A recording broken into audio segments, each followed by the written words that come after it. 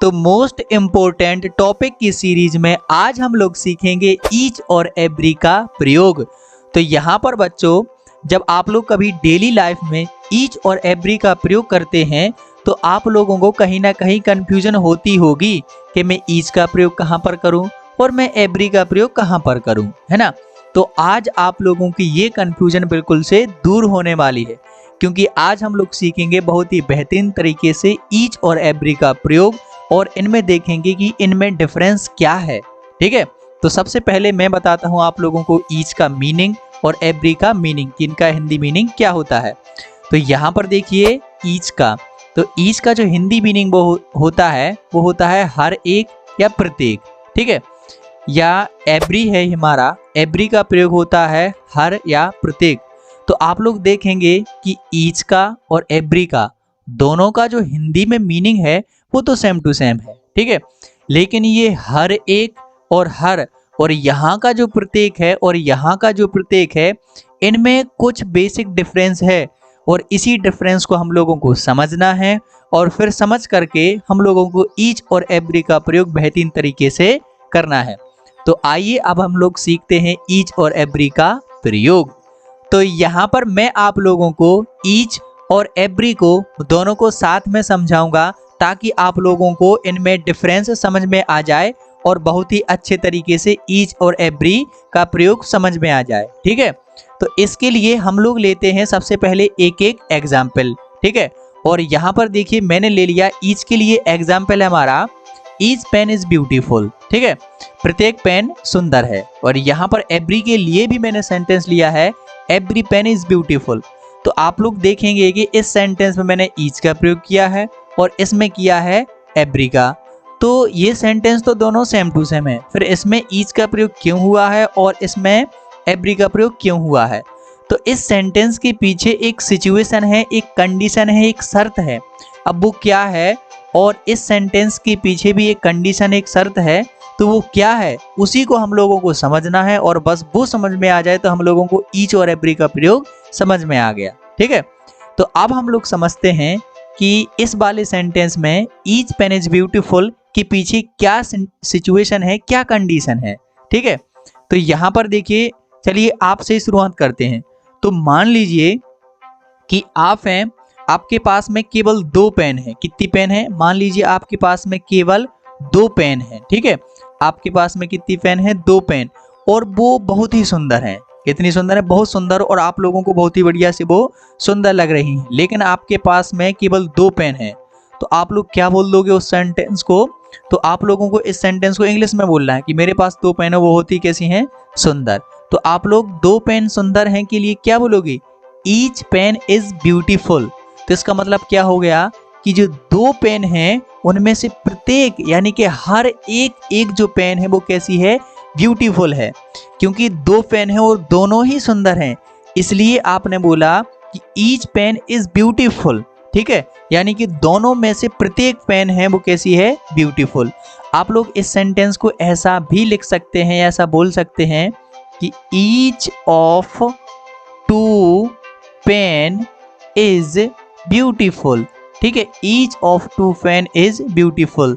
ये इन दोनों पेनों में से 2 ही पेन कैसे हैं, बिल्कुल ब्यूटीफुल हैं। ठीक है, तो जब आप लोगों को यहाँ पर संख्या बिल्कुल फिक्स पता हो और दोनों की बात की गई हो, दोनों में से हर एक की बात की गई हो, तो हम लोग वहां पर किसका प्रयोग करते हैं, ईच का। ठीक है, अब एवरी की सिचुएशन कैसी है, जैसे मान लीजिए कि आप किसी शॉप पर गए, किसी दुकान पर गए पेन खरीदने के लिए, और आपने वहां पर क्या देखा कि एक पेन का एक डब्बा रखा हुआ है। उस बॉक्स में या उस डब्बे में बहुत सारे पेन पड़े हुए हैं। ठीक है, जिनको आपको पता नहीं है कि इनकी संख्या कितनी है। ठीक है, अब आपने देखा कि सभी पेन तो सुंदर लग रहे हैं, तो आपने देखा कि सभी पेन सुंदर लग रहे हैं, तो उसकी जगह पर आप लोग क्या बोलोगे यहाँ पर कि एवरी पेन इज ब्यूटीफुल। प्रत्येक पेन कैसा है, सुंदर है। लेकिन उसमें से हो सकता है कि हर एक पेन कैसा ना हो, सुंदर ना हो, लेकिन वो दिखने में आप लोगों को लग रहे हैं कि वो पेन सुंदर हैं। तो यहाँ पर आप लोगों को संख्या फिक्स नहीं है, इसलिए आप लोगों ने यहाँ पर किसका प्रयोग किया, एवरी का। तो ये सिचुएशन है, इसके अनुसार ये सेंटेंस है कैसा, बिल्कुल हमारा सही है। ठीक है, तो यहाँ पर ईच और एवरी का चलिए हम लोग एक और सेंटेंस लेते हैं और देखते हैं कि हम लोगों को क्या बहुत ही अच्छे तरीके से समझ आ रहा है।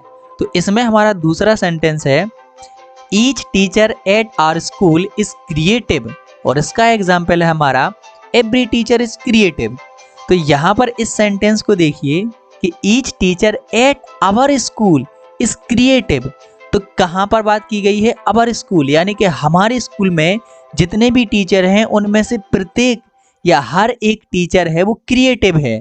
ठीक है, तो यहाँ पर एक ही स्कूल के पर्टिकुलर टीचर की बात की गई है, यानी कि हर एक टीचर की, और वो भी एक स्कूल की। अब मान लीजिए एक स्कूल में 10 टीचर हैं, तो उस 10 टीचर में से हर एक टीचर कैसा है? क्रिएटिव है। तो वहां पर किसका प्रयोग करेंगे? ईच का। अब एवरी में देखिए एवरी टीचर इज क्रिएटिव। ठीक है, तो हर एक टीचर है वो कैसा होता है? क्रिएटिव होता है। प्रत्येक टीचर है क्रिएटिव होता है, लेकिन यहाँ पर संख्या फिक्स नहीं है कि कितने टीचर में से कौन कौन से, हर एक टीचर की बात नहीं की गई है, लेकिन जो टीचर होते हैं वो क्रिएटिव होते हैं। ठीक है, तो यहाँ पर अपन लोगों को संख्या फिक्स होती है और यहाँ पर संख्या नॉर्मली फिक्स नहीं होती है। जब पूरे समूह की बात की जाती है तो वहां पर हम लोग किसका प्रयोग करते हैं? किसका प्रयोग करते हैं? एवरी का। और जब समूह में से या ग्रुप में से हर एक की या प्रत्येक की बात की जाती है तो वहां पर हम लोग प्रयोग करते हैं ईच का। ठीक है, तो यहाँ पर एक और सेंटेंस ले लेते हैं। चलिए, तीसरा सेंटेंस है हमारा Ramlal goes to gym each day. अब मान के चलिए कोई रामलाल है, ठीक है, कोई लड़का है, जैसे कि आप ही मान लीजिए, ठीक है, कोई लड़का है या रामलाल है, तो Ramlal goes to gym each day. जो रामलाल है वो ईच डे स्कूल वो जिम जाता है। कहाँ जाता है? जिम। ठीक है, सॉरी, स्कूल नहीं, वो कहाँ जाता है? जिम। तो रामलाल है वो प्रतिदिन हर एक दिन कहाँ जाता है? वो जिम जाता है। चाहे कुछ हो जाए, चाहे सर्दी पड़े, चाहे ठंडी पड़े, चाहे धूप निकल आए, वो जाता ही है जिम, उसका हर एक दिन। ठीक है, वो किसी भी दिन जिम को नहीं छोड़ता है। तो वहां पर हम प्रयोग करेंगे Ramlal goes to gym each day, क्योंकि उसने किसी भी दिन का ऑफ नहीं लिया है, वो हर दिन कहाँ गया है? जिम गया है। तो वहां पर हम लोग करेंगे ईच का, हर एक दिन के लिए। और यहाँ पर है एवरी में, देखिए Shyamlal goes to gym every day. अब यहाँ पर श्यामलाल के साथ हम लोग ने प्रयोग कर दिया कि Shyamlal goes to gym every day. अब यहाँ पर नॉर्मली बात है कि श्यामलाल है वो एवरी डे है जिम जाता है, मतलब प्रतिदिन जिम जाता है। तो इसमें हो सकता है कि जो श्यामलाल है वो कहीं एक आध दिन बीच में नहीं गया है। मान लीजिए कि एक मंथ में वो 2 दिन नहीं गया, लेकिन हम लोग ये बोलेंगे ना कि वो तो प्रतिदिन कहाँ जाता है? जिम जाता है। जब एक आध दिन छूट जाए तो उसको बोलते हैं हम लोग एवरीडे। तो वहां पर एवरीडे का प्रयोग कर लेंगे या डेली का। और यहाँ पर नहीं, उसका छूटना ही नहीं चाहिए, मतलब वो हर एक दिन कहाँ जा रहा है? जिम जा रहा है, एक भी दिन उसने गैप नहीं किया। तो वहां पर हम लोग करेंगे ईच का प्रयोग। तो अब आप लोगों को ईच और एवरी का प्रयोग बहुत ही अच्छे तरीके से समझ में आ गया होगा। तो जब भी आप लोगों को सेंटेंस को बोल रहा हूँ ईच और एवरी का प्रयोग करते हुए, तो आप लोग इस बेसिक डिफरेंस को याद रख करके सेंटेंस बोलिएगा। ठीक है, बस यहाँ पर आप लोग ध्यान से दीजिएगा कि यहाँ पर जो होती है ईच में, वो अपन लोगों को संख्या है वो निश्चित होती है।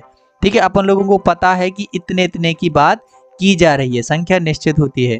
और इसमें जो संख्या होती है वो अनिश्चित होती है। ठीक है, अनिश्चित, पूरे समूह की बात की जाती है। संख्या कैसी होती है? अनिश्चित। और इसमें दूसरी बात आप लोग ध्यान रखेंगे कि जो समूह होता है, समूह में से हर एक की बात की जाती है, हर एक की बात। ठीक है, हर एक की बात की जाती है। और इसमें समूह की बात की जाती है। किसकी बात की जाती है? पूरे ग्रुप की बात, समूह की बात की जाती है। तो इसमें समूह में से हर एक की बात की जाती है, इसमें समूह की बात की जाती है। और एक बात और आप लोग ध्यान से इसमें ध्यान रखेंगे कि जो ईच होता है, इसमें क्या होता है बच्चों? जो संख्या या व्यक्तियों या वस्तुओं की बात होती है वो 2 या 2 से अधिक होती है, 2 और मोर देन 2। ठीक है, 2 या 2 से अधिक की बात की जाती है नॉर्मली। और इसमें होता है क्या? 3 या 3 से अधिक। ठीक है, 3 या 3 से क्या किसकी बात की जाती है? अधिक की बात की जाती है। तो यहाँ पर आप लोगों ने देखा कि ईच और एवरी का प्रयोग हम लोग कैसे करते हैं। ठीक है, तो बने रहिए हमारे साथ इसी प्रकार के और मजेदार प्रयोग देखने के लिए। और अब आप लोग बढ़िया से इनका प्रयोग कीजिए, और मिलते हैं जल्द नेक्स्ट वीडियो में नेक्स्ट इंपॉर्टेंट टॉपिक के साथ, जो कि होगा बड़ा ही मजेदार।